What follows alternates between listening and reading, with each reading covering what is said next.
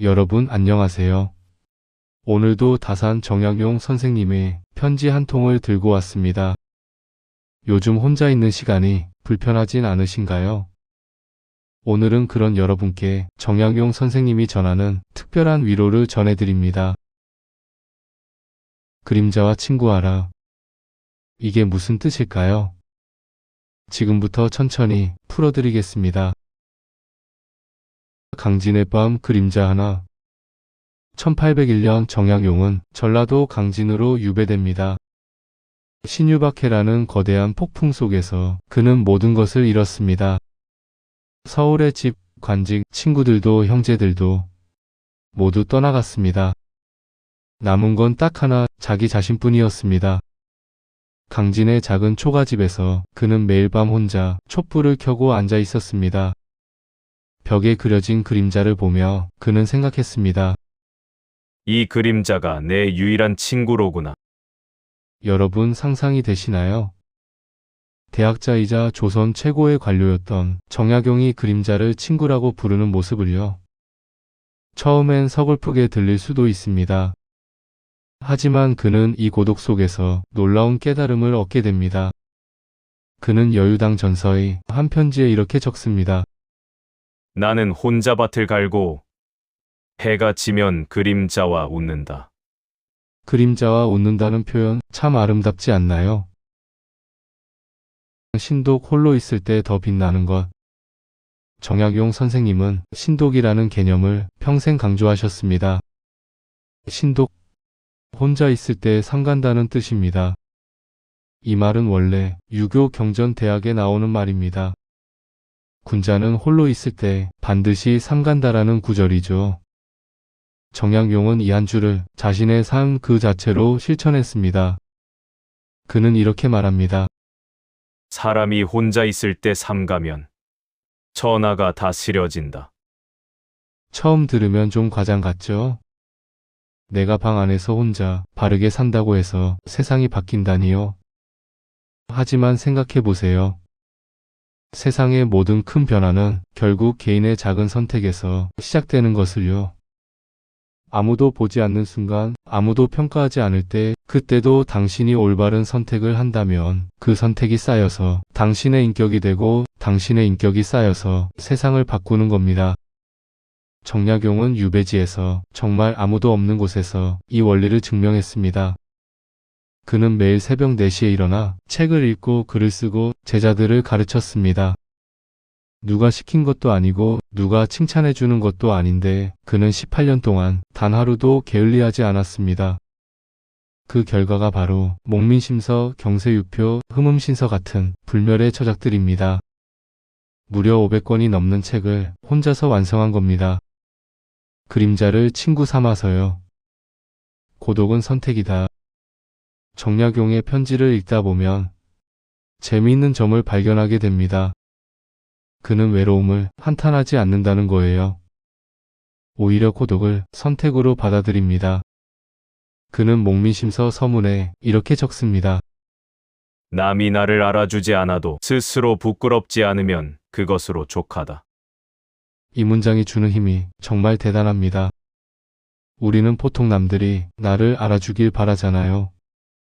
인정받고 싶고 칭찬받고 싶고 좋아요를 받고 싶고. 하지만 정약용은 말합니다. 그런 건 중요하지 않다고. 정말 중요한 건 내가 나를 어떻게 보느냐, 내가 나에게 부끄럽지 않느냐, 그것뿐이라고 말이죠. 강진에서 그는 정말 아무도 알아주지 않았습니다. 조정은 그를 잊었고 친구들은 연락을 끊었고 심지어 가족들도 만날 수 없었습니다.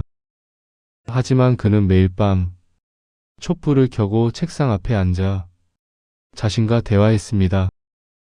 오늘 나는 올바르게 살았는가? 오늘 나는 배움을 게을리하지 않았는가? 오늘 나는 하늘을 우러러 부끄럽지 않은가? 이게 바로 신독입니다. 혼자 있을 때 더 깊어지는 자기와의 대화인 거죠. 톡소 혼자 웃다. 정약용의 시 중에 톡소라는 작품이 있습니다. 제목 그대로 혼자 웃다예요. 이 시에는 이런 구절이 나옵니다. 세상 모든 일은 이치가 뒤엉켜 있고 나는 그저 혼자 웃을 뿐이다. 처음엔 이 시가 쓸쓸하게 들렸습니다. 세상이 복잡하니까 혼자 쓴웃음 짓는 건가 그렇게 생각했어요. 하지만 시를 여러 번 읽다 보니 이게 쓴웃음이 아니라는 걸 깨달았습니다. 이건 자유로운 웃음이에요. 세상의 평가로부터 완전히 자유로워진 사람의 여유로운 웃음인 거죠. 정약용은 유배지에서 진짜 자유를 얻었습니다. 세상이 자기를 어떻게 보든 권력이 어떻게 변하든 그런 건 이제 상관없어진 거예요. 중요한 건 오직 자기 자신의 마음, 하늘을 향한 떳떳함 뿐. 그래서 그는 혼자 웃을 수 있었고 그 웃음 속에서 진정한 평화를 찾았습니다. 그림자는 거짓말하지 않는다. 여러분, 그림자의 특징이 뭔지 아세요? 그림자는 절대 거짓말을 하지 않습니다. 빛이 있으면 나타나고 어둠이 오면 사라지죠. 정약용이 그림자를 친구라고 부른 이유도 바로 이 때문입니다. 사람들은 거짓말을 하지만 그림자는 항상 정직합니다. 유배지에서 그는 수많은 배신을 경험했습니다. 함께 공부했던 친구들, 함께 일했던 동료들 모두 그를 등졌습니다. 권력이 무서워서, 자기 안위가 소중해서 그들은 정약용과의 인연을 끊었습니다. 하지만 그림자는 끝까지 그의 곁에 있었습니다. 아침에 일어나면 창문으로 들어오는 햇살 속에 그림자가 있었고 밤에 촛불을 켜면 벽에 비친 그림자가 있었습니다. 정약용은 그 그림자를 보며 이런 생각을 했을 겁니다.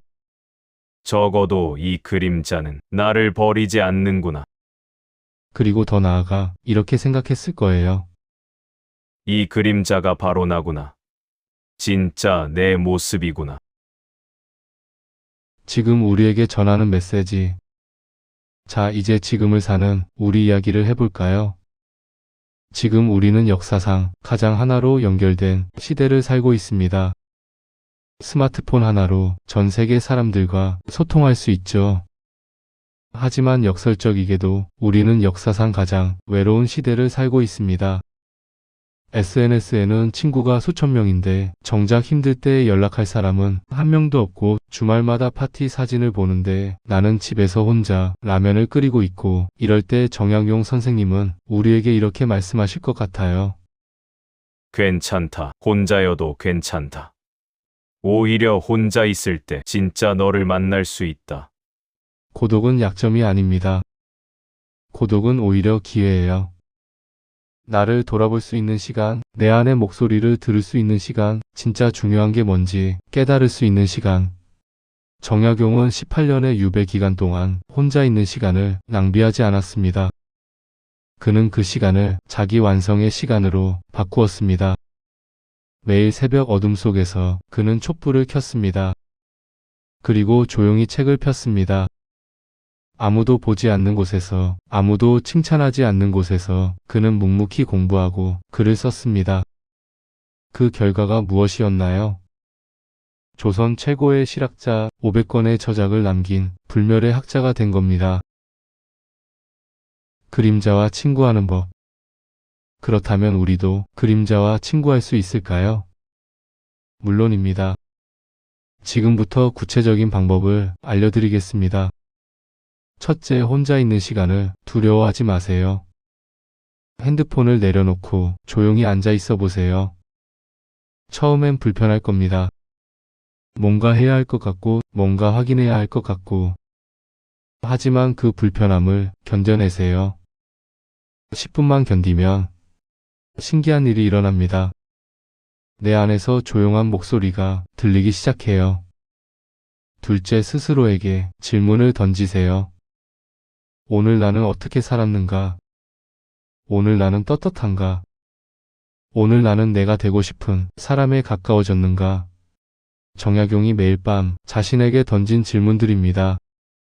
이 질문들 앞에서는 거짓말이 통하지 않아요. 내 그림자가 내 양심이 다 알고 있으니까요. 셋째, 작은 것부터 꾸준히 실천하세요. 정약용은 18년 동안 단 하루도 빠짐없이 새벽 공부를 했습니다. 여러분도 작은 것 하나를 정해보세요. 매일 10분 독서, 매일 10분 명상, 매일 10분 일기 쓰기. 뭐든 좋습니다. 중요한 건 꾸준함입니다. 혼자 있을 때도, 게을리하지 않는 자세, 아무도 보지 않을 때도 최선을 다하는 것, 이게 바로 신독이고, 이게 바로 그림자와 친구하는 방법입니다. 고독은 스승이다. 정약용의 편지를 읽다 보면 그가 고독을 어떻게 받는지 명확하게 알 수 있습니다. 그는 고독을 형벌로 보지 않았어요. 오히려 스승으로 봤습니다. 고독은 그에게 인내를 가르쳤습니다. 기다림의 미학을 가르쳤습니다. 그리고 무엇보다 자기 자신을 깊이 들여다보는 용기를 가르쳤습니다. 우리는 보통 혼자 있는 걸 피하려고 합니다. 심심하면 핸드폰을 보고, 불안하면 누군가에게 연락하고, 외로우면 소음 속으로 뛰어들죠. 하지만 정약용은 정반대로 행동했습니다. 그는 고독 속으로 더 깊이 들어갔습니다. 그리고 그곳에서 보물을 발견했어요. 그 보물은 바로 자기 자신이었습니다. 진짜 자신의 목소리, 진짜 자신의 꿈, 진짜 자신이 원하는 삶. 세상의 소음 속에서는 이런 것들이 들리지 않습니다. 오직 고독의 침묵 속에서만 이런 것들이 들려요. 해가 지면 그림자와 웃는다. 다시 그 구절로 돌아가 볼까요? 나는 혼자 밭을 갈고 해가 지면 그림자와 웃는다. 이 문장에는 정약용의 모든 철학이 담겨 있습니다. 혼자 밭을 가는 것, 이건 고독한 노동입니다. 아무도 옆에 없고 아무도 도와주지 않아요. 하지만 해가 지면 그림자와 웃습니다. 이게 핵심이에요. 하루의 노동이 끝나고 고독한 시간이 끝나면 그는 자신의 그림자를 보며 미소 짓는 겁니다. 왜 웃을 수 있을까요? 오늘 하루 최선을 다했으니까. 오늘 하루 떳떳했으니까. 오늘 하루 자신과의 약속을 지켰으니까요. 그 웃음은 세상이 주는 웃음이 아닙니다. 스스로에게 주는 웃음, 양심이 주는 웃음, 하늘이 주는 웃음입니다. 여러분도 오늘 밤 혼자 있을 때 자신의 그림자를 보세요. 그리고 물어보세요. 나는 오늘 떳떳한가? 그 질문에 당당히 그렇다라고 답할 수 있다면 여러분도 그림자와 함께 웃을 수 있을 겁니다. 당신의 그림자는 당신을 안다. 사랑하는 여러분, 오늘 편지가 길었죠? 하지만 꼭 전하고 싶었습니다. 혼자 있어도 괜찮다는 것, 그리고 고독이 약점이 아니라 오히려 성장의 기회라는 것을요. 정약용 선생님은 18년의 유배 기간 동안 진정한 자유를 얻었습니다. 세상의 평가로부터의 자유, 타인의 시선으로부터의 자유, 그리고 가장 중요한 자기 자신에 대한 확신. 그는 그림자를 친구 삼아 역사의 길이 남을 위대한 업적을 이루었습니다. 하지만 그보다 더 위대한 건 그가 자기 자신과 평화를 이룬 것입니다. 여러분도 오늘부터 그림자와 친구해 보세요. 혼자 있는 시간을 두려워하지 마시고 오히려 그 시간을 통해 진짜 자신을 만나보세요. 아무도 보지 않을 때도 최선을 다하고 아무도 알아주지 않을 때도 올바르게 살아가세요. 그것이 바로 신독이고 그것이 바로 그림자와 친구하는 방법입니다. 해가 지면 여러분의 그림자를 보세요. 그리고 함께 웃으세요. 오늘 하루 최선을 다한 자신에게 미소 지으세요. 그 미소가 쌓이고 쌓여서 여러분의 인생이 되고 그 인생이 모여서 더 나은 세상을 만들 겁니다. 정약용 선생님이 우리에게 보여준 것처럼요. 오늘의 다산편지, 그림자와 친구하라. 여기까지입니다. 혼자여도 괜찮습니다. 오히려 혼자일 때 당신은 가장 빛나니까요. 당신의 그림자는 당신을 알고 있습니다. 그리고 당신의 양심도 당신을 알고 있습니다. 오늘도 떳떳하게, 내일도 당당하게 그렇게 살아가시길 바랍니다. 글 한 줄이 마음을 바꾸고 마음 하나가 세상을 바꿉니다. 구독과 좋아요, 알림 설정은 저희에게 큰 힘이 됩니다. 다음 영상에서 뵙겠습니다.